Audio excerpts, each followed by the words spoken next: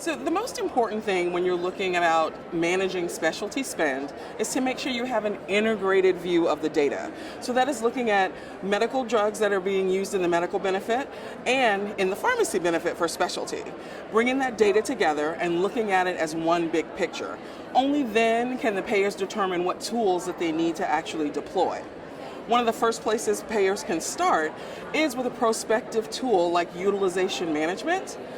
The key here is for managing specialty is making sure that you're using the same rigor when you're managing drugs in the medical benefit as you do in the pharmacy benefit. So the same rigor of criteria, the same documentation that is required, not just an attestation on the medical benefit side, which sometimes is what happens today. There's some additional tools that can be used, like employing a site of care strategy, and that's looking at the paid claims and the medical benefit and determining where is the most cost-effective site of care for the payer. And then in addition to that, there can also be a claims editing strategy.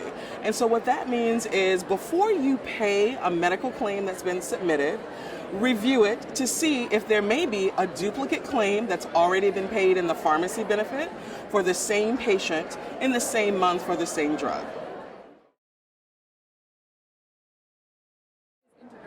So currently today, it's probably the biggest place of a gap in a health plan for the most part, or with an employer who may have used a PBM for their pharmacy medication and a health plan for their medical medication. So it's not often that payers, no matter who they are, view these two data sets together. And that's the most important thing and the first place that every payer needs to start.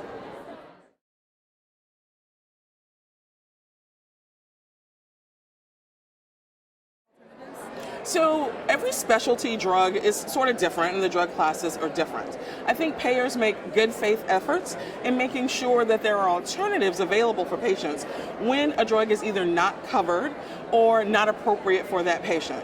But there could be times, especially in some of these orphan drug categories, where there is not another drug option.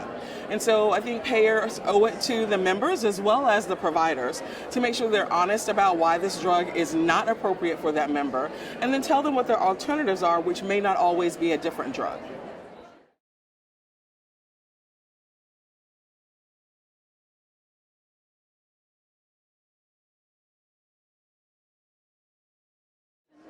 Yeah, so I think there are some innovative things that payers can be looking at in the medical space for these immunomodulators. So those are the drugs that are required to be infused or injected by a medical professional.